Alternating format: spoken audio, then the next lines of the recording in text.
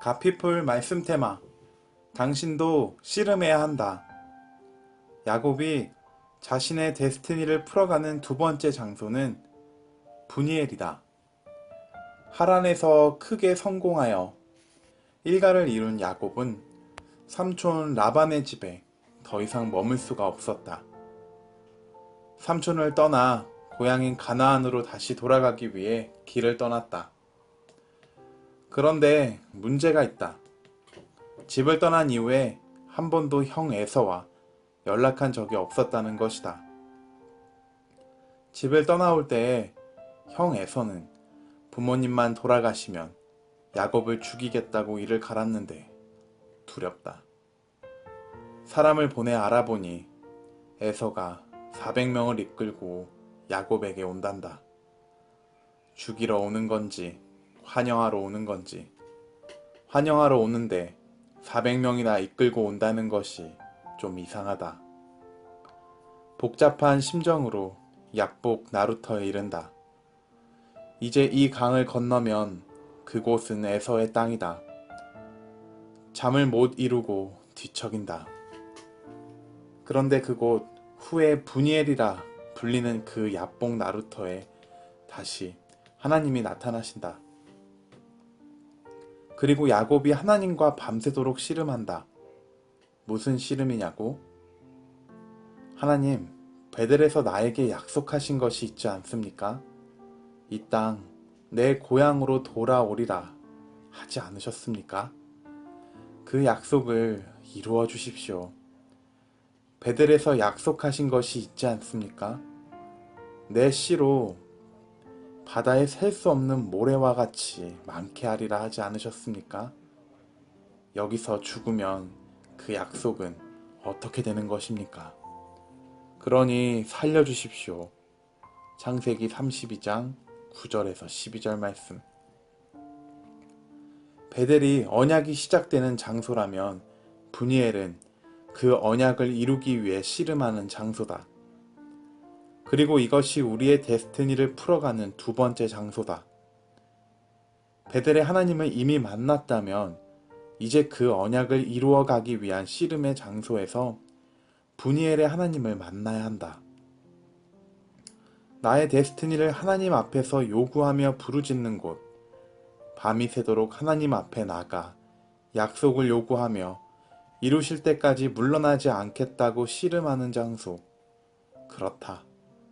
분이엘은 약속의 성취를 요구하는 기도의 장소다. 하나님께서 나를 축복하지 않으시면 절대로 이곳을 떠날 수 없습니다. 베델에서 주어진 데스티니의 약속은 분이엘의 씨름을 통해 성취된다. 분이엘의 씨름의 본질을 오해하지는 말라. 그것은 겉으로 보이는 것처럼 하나님을 졸라서 언약을 이루시도록 하는 싸움이 아니다.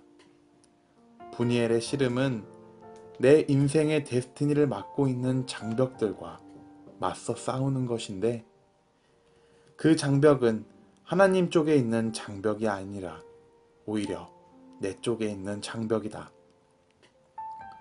분이엘의 씨름의 본질에 대해 더 파헤쳐보자. 당신도 해야 하는 씨름이니까.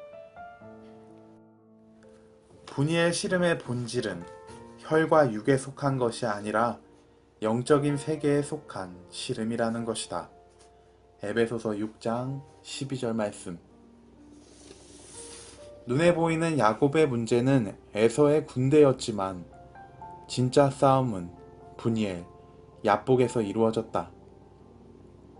눈에 보이지 않는 씨름인 영적 전쟁에서 승리했을 때 눈에 보이는 에서와의 전쟁은 이미 결판이 났다. 하나님께서 에서의 마음을 움직이셔서 싸우지도 않고 끝나게 하셨다. 이것이 데스티니의 장벽들을 돌파하는 방법이다. 우리 인생의 문제들은 기도로 결판을 내야 한다. 우리의 전쟁은 눈에 보이는 에서의 군대와 싸우는 것이 아니기 때문이다. 야곱의 씨름이 보여주는 영적인 원리가 있다. 그것은 눈에 보이는 전쟁은 그 전쟁이 시작되기 전에 이미 승패가 결정된다는 것이다. 에서와의 싸움은 분이엘에서 결정된 결과가 그저 집행되는 것뿐이었다. 하늘이 움직이면 땅은 그에 따라 풀어져 간다. 당신의 승부처는 어디인가? 눈에 보이는 문제들과 맞닥뜨렸을 때라면 미안하지만 늦었다. 승부는 눈에 보이는 상황이 일어나기 전에 하나님과 씨름하며 밤을 꼬박지 세운 분이엘에서 이미 결정되어 있어야 한다.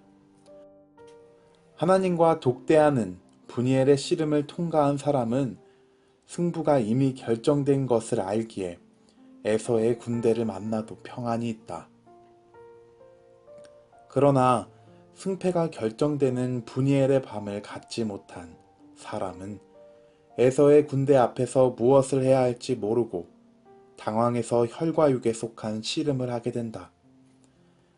에서와 맞서 싸우기 위해 나의 군대를 모으고 점검한다. 이 싸움에 동원할 수 있는 나의 자원들을 계수해 보는 것이다.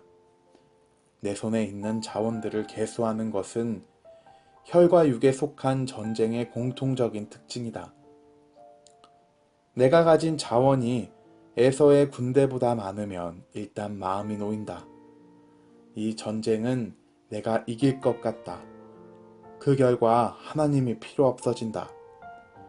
내 자원으로도 이길 수 있는데 뭘, 싸울만하다. 인생 살만하다. 하나님 별로 필요치 않다. 성경은 이것을 교만이라고 하는데 교만은 패망의 선봉이다. 왜냐하면 이번 전쟁은 이길 수 있을지 모르지만 인생을 살다 보면 내 힘으로 이길 수 없는 전쟁을 맞이하는 날이 언젠가 반드시 오기 때문이다. 그날에는 어떻게 할 것인가? 방법이 없다. 그래서 교만은 언젠가 반드시 우리를 패망으로 이끈다. 반대로 내가 가진 자원이 에서의 군대보다 적을 때가 있다. 야곱이 그랬다. 이 전쟁은 질 것 같고 걱정이 된다. 불안해서 잠을 이루지 못한다. 어떻게 하면 이 열쇠를 만회할지 연구한다. 꾀를 내고 사람들의 도움을 모색한다. 인터넷 지식 검색을 의지하고 은행의 대출 창고를 의지하고 돈의 힘을 의지하고 인맥을 의지한다. 뇌물과 접대가 난무한다. 불의가 나를 지배하기 시작한다. 이 역시 하나님의 진노와 심판의 대상이다. 망하는 길이다. 이 두 반응은 모두 분이엘의 밤이 없을 때 온다. 분이엘의 밤이 없기에 혈과 육에 속한 싸움을 싸워야 할 때 승부가 결정되지 않은 싸움을 내 힘으로 싸워야 할 때 필연적으로 나타나게 되는 반응이다. 이 싸움을 싸우게 되는 사람은 불행한 사람이다. 우리의 싸움은 에서를 만나기 전에 이미 끝나야 한다. 하나님 앞에서, 기도의 자리에서, 씨름의 자리에서, 분이엘에서 이미 끝나 있어야 한다. 그래서 에서를 만날 때는 승리의 확신에서 오는 평안이 있어야 한다. 싸우기를 향방 없는 자같이 하지 말라. 우리가 씨름하는 곳은 분이엘이다. 에서의 군대는 그저 하늘이 움직이면 따라 움직이는 그림자일 뿐이다. 영적인 원리가 그렇다. 하늘에서 하나님이 결정하시면 땅에서는 그저 그 결정에 따라 움직일 뿐이다. 그림자를 만들어내는 본체와 씨름해야지 그림자와 싸워서는 승산이 없다. 보이는 전쟁이 아니라 보이지 않는 전쟁이 본체다. 데스티니 여정에서 만나는 장벽들은 에서를 만나기 전 분이엘에서 결정된다는 것을 기억하라. 고성준의 나의 데스티니 찾기 중에서 가피풀 말씀 테마. 당신도 씨름해야 한다.